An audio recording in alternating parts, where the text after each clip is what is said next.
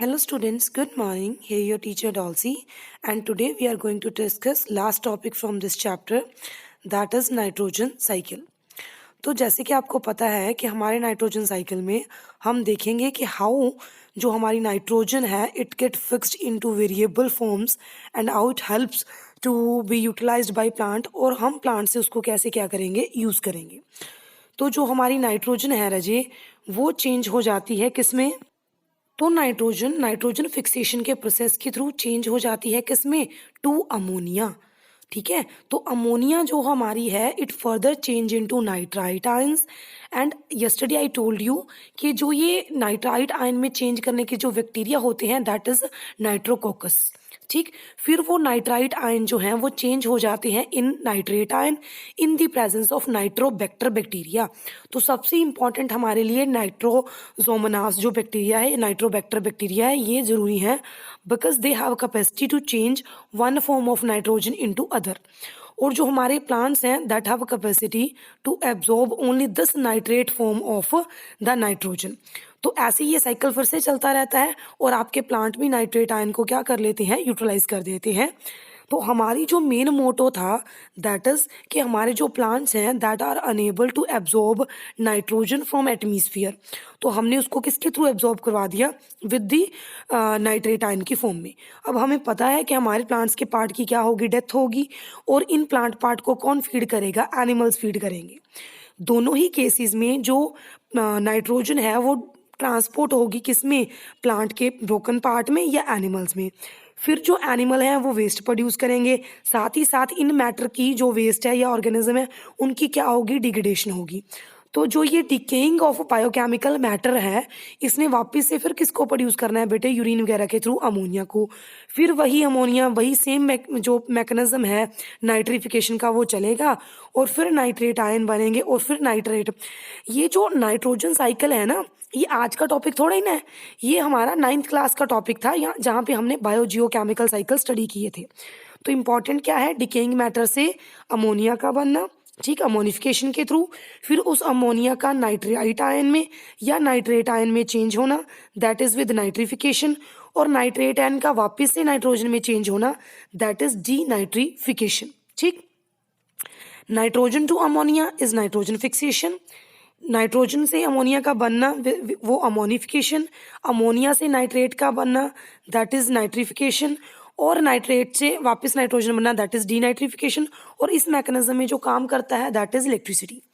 तो पहले भी हम लिख चुके हैं कि नाइट्रिफिकेशन में कौन कौन से बैक्टीरिया काम करते हैं? Nitrosomonas, Nitrococcus, Nitrobacter. ठीक, फिर हमारी आ गई नाइट्रोजन फिक्सेशन। तो दो तरह के बैक्टीरिया होते हैं बेटे, free living and symbiotic. Free living कौन से हैं? बिजरिंकिया, राइजोस्पेरलम, आइजोबैक्टर। और जो सिम्बियोटिक हैं वो हमारे क्या हैं? Frankia and rhizobium. मतलब ये एक म्यूचुअलिस्टिक रिलेशनशिप में काम करते हैं, और फ्री लिविंग क्या करते हैं? आइसोलेटेड काम करते हैं, वो कोई म्यूचुअलिस्टिक रिलेशनशिप शो नहीं करते। ठीक, तो ये क्या होते हैं? ऐसे बैक्टीरिया जो फ्री लिविंग होते हैं that have a capacity to means they can survive in aerobic condition. The bacteria are Beijerinckia, Rhizospirillum and Azotobacter. ठीक, कोड आपको याद रखना है दैट इज बैर भर। फिर क्या है? सिम्बायोटिक। सिम्बायोटिक में हम क्या क्या स्टडी करते हैं? हमारे bacteria that is Frankia and Rhizobium. और जो रहिजोबियम है वो कहाँ पे मिलती है? In the root nodules of the leguminous plant. Next is nitrogen fixation या नाइट्रोजन फिक्सिंग बैक्टीरिया। वो कौन कौन से हैं? Free living that is Anabaena and Nostoc. Rhizobium कहाँ पे मिलता है बेटे? रोड शेप्ड बैक्टीरिया है जो लेगुमिनस प्लांट की रूट्स में मिलता है। फ्रैंकिया जो है वह भी ऐसा ही बैक्टीरिया है पर ये नॉन लेगुमिनस प्लांट में मिलता है। तो सिंपली यहाँ पे मैकेनिज्म दिखाया है कि हाउ सोयाबीन की जो रूट नोड्यूल्स हैं उनमें आपका रहिजोबियम ग्रो करता है। इन डायग्राम 1 जो रहिजोबियम बैक्टीरिया है वो रूट हेयर के साथ एक कॉन्टेक्ट बनाता है और उसके आसपास क्या करता है? डिवाइड करता है। ठीक, हमारे रूट नोड्यूल के पास हमारा जो बैक्टीरिया है वो क्या करता है? बार बार डिवाइड करता है। कौन सा बैक्टीरिया? रहिजोबियम।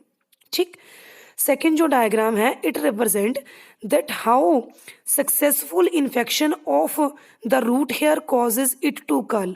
मतलब जब रूट हेयर्स में प्रॉपर इन्फेक्शन कर देता है आपका रहिजोबियम तो आपके रूट हेयर्स क्या कर जाते हैं? कॉइल अप कर जाते हैं, और उस coiling up of root hairs को हम क्या बोलते हैं? The coiling. ठीक, और फॉर्मेशन ऑफ कर्ल। फिर उस इन्फेक्टेड थ्रेड में जो बैक्टीरिया है वो उसके थ्रू मूव करता है और कॉर्टेक्स एरिया में चला जाता है, and the bacteria get modified into rod shaped bacteroids. और वहाँ पे जाके ये शेप कौन सी बना लेता है अपनी, बैक्टीरियोइड्स टाइप की, मतलब रोड्स बना लेता है, and cause inner cortical and pericycle cells to divide. और वहाँ पे जाके इंटरनल क्या करता है, डिवीजन शो करता है। फिर वहाँ पे जो आपके वो ग्रोथ शो करते हैं एंड अल्टीमेटली फॉर्मेशन करते हैं किसकी, एक मैच्योर नड्यूल की, मतलब एक गांठ बन जाती है, एक क्लस्टर बन जाता है। ओके, फिर लास्ट जो डायग्राम है वो रिप्रेजेंट करता है किसको, एक मैच्योर नड्यूल को, जिसमें आपके वेस्कुलर बंडल है जो कंटिन्यूस न्यूट्रिएंट सप्लाई प्रोवाइड करता है, किसके थ्रू, रूट के थ्रू। क्योंकि जो हमारी साइट ऑफ एब्जॉर्प्शन है वो तो कौन है, रूट है, पर जो डिवीजन हो रही है वो कहाँ पे हो रही है, कॉर्टेक्स एरिया में, पेरिसाइकल एरिया में। तो उसमें वास्कुलर बंडल क्या करता है, ग्रो शो करता है।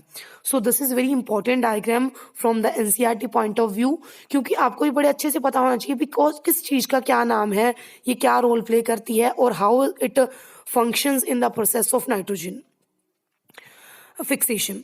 तो जो नाइट्रोजनेज एंजाइम है हमें पता है वो काम करता है नाइट्रोजन फिक्सेशन में। तो उसके कुछ मतलब रिसेप्टर्स होते हैं, वो कौन है, मोलिब्डेनम एंड आयरन प्रोटीन। और जो ये आपका मैकेनिज्म है ना, ये एनरोबिक कंडीशन में होता है, दैट्स वाई हम इसे बेसिकली सस्टेन करते हैं एज ऑक्सीजन फियर के बेसिस पे। तो जो रूट नड्यूल में बनता है क्लस्टर, उसका नाम है रेड कलर का, उसे हम बोलते हैं लेग हीमोग्लोबिन, क्योंकि लेगुमिनस प्लांट में मिलता है। हीमोग्लोबिन क्यों बोल रहे हैं, क्योंकि रेड इन कलर है। ओके, तो रिएक्शन क्या होती है रजे, नाइट्रोजन जो है आपकी गैस वो अमोनिया बनाती है, किसकी प्रेजेंस में बनाती है, 8 इलेक्ट्रॉन्स होने चाहिए आपके, 16 एटीपी के मॉलिक्यूल होने चाहिए और 8 H पॉजिटिव होने चाहिए। तो ऑब्वियसली इस प्रोसेस में नाइट्रोजनेस जो एंजाइम है वो मॉलिक्यूलर ऑक्सीजन के लिए सेंसिटिव होता है, तो एनारोबिक कंडीशन में ये रिएक्शन होती है। फिर आपने नाइट्रोजन के सोर्स तो बना लिए, उसके थ्रू अब हमने क्या बनाने हैं, अमाइनो एसिड। तो वो क्या है, रिडक्टिव टाइप ऑफ अमाइनेशन, मतलब आपका रिडक्शन भी करेंगे और उससे अमाइनो एसिड बनाएंगे। तो अमोनियम आयन में जब अल्फा कीटोग्लूटारिक एसिड और कुछ रिडक्टेज एंजाइम की प्रेजेंस में जो हाइड्रोजन लॉस करने वाले मॉलिक्यूल हैं जैसे कि NAD, उनकी प्रेजेंस में आपके मॉलिक्यूल काम करते हैं और ग्लूटामिक एसिड बनाते हैं। फिर नेक्स्ट है ट्रांसएमिनेशन, जिसमें अमाइन ग्रुप का ट्रांसफर किया जाता है from one amino acid to other kind of carbon source. तो जो ये आपका अमाइनो एसिड था, जनरली कोई भी एक्स, उसमें हमने ऐड किया किसी एक अदर शुगर को, तो ट्रांस एमिनेज एंजाइम की प्रेजेंस में जो अमाइनो ग्रुप था वो ट्रांसफर हो गया from one unit to other, और उसे हम क्या बोलते हैं, ट्रांस एमिनेशन। ट्रांसफर किसका हुआ, NH3 पॉजिटिव ग्रुप का, क्योंकि हमारी नाइट्रोजन के यहाँ पे 4 बॉन्ड बन रहे हैं, इसीलिए हमने क्या रिप्रेजेंट किया है, पॉजिटिव चार्ज। और ये आपको आता होगा क्योंकि बायोमोलिक्यूल्स चैप्टर में हमने अमाइनो एसिड बड़े आराम से किए थे।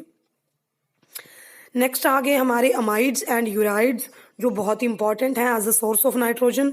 तो सोयाबीन हमारे लिए मेजर नाइट्रोजन सोर्स है, एंड इसके बिना कुछ अमाइनो एसिड्स हैं जो हमारे नाइट्रोजन सोर्स हैं, that is asparagine and glutamine, क्योंकि इनमें CONH जो ग्रुप है वो प्रेजेंट होता है, तो ये अमाइड गिविंग ग्रुप्स हैं। और जो हमारे यूराइड्स हैं